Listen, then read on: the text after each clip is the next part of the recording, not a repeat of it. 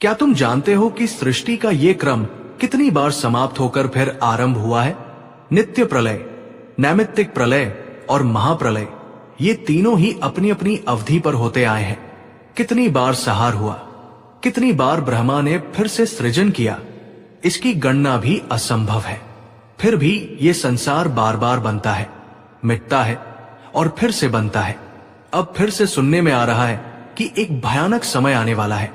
हम कोई भविष्यवाणी नहीं कर रहे, नहीं कोई ज्योतिषी है, परंतु अनेक महान संतों की वाणी, कई ऋषियों की भविष्यवाणियां सब एक ही दिशा में इशारा कर रही है कि 2025 से 2032 तक का काल अत्यंत संकटमय होगा।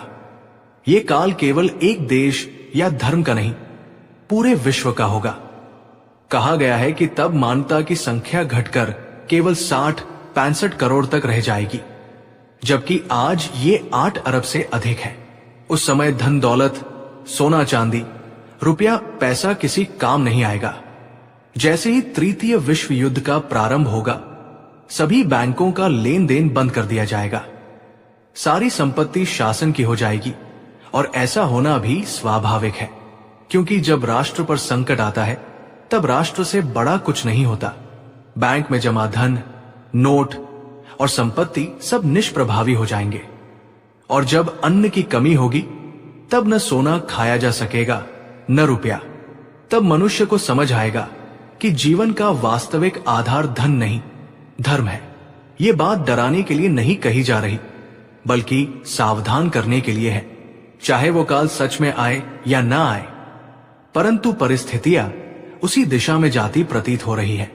ये भी कहा गया है कि उस समय भगवान जगन्नाथ स्वयं अपने पुरी धाम से कुछ समय के लिए प्रस्थान करेंगे और जाजपुर स्थित छतिया नामक स्थान पर विराजेंगे। ये कोई नई बात नहीं है। छतिया में 500 वर्षों से उनकी प्रतीक्षा की जा रही है। स्वयं अच्युतानंद दास बाबा ने अपनी भविष्य मालिका में लिखा है कि जब ऐसे संकट आएंगे तब जगन्नाथ जी अस्थायी रूप से वहां निवास करेंगे। युद्ध और विनाश के बाद पुनः सृष्टि में एक नई भोर होगी और ये युग, ये नया अध्याय सनातन धर्म की विजय का होगा। तब पूरे विश्व में केवल धर्म, सत्य और करुणा का साम्राज्य होगा। लेकिन प्रियजनों, ये सुनकर केवल ताली मत बजाओ। इतना ईमानदार भजन करो, इतना भगवत स्मरण करो कि यदि मृत्यु अभी भी आ जाए तो भी भय न रहे, क्योंकि जो राम का है वही सुरक्षित है। जे राखे रघुवीर ते उरे ते काल। यदि तुम उस अच्छे समय को देखना चाहते हो तो आज से ही साधना में लग जाओ। सत्य, अहिंसा, ब्रह्मचर्य, अपरिग्रह, सदाचार, यही वे कवच है जो उस काल में रक्षा करेंगे। भगवान की कृपा उसी पर होती है जो धर्म में दृढ़ रहता है।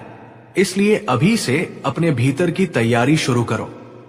ये बातें मन में आई तो मुख से निकल गई, क्योंकि ये सहार नहीं, एक नए सृजन की प्रस्ताव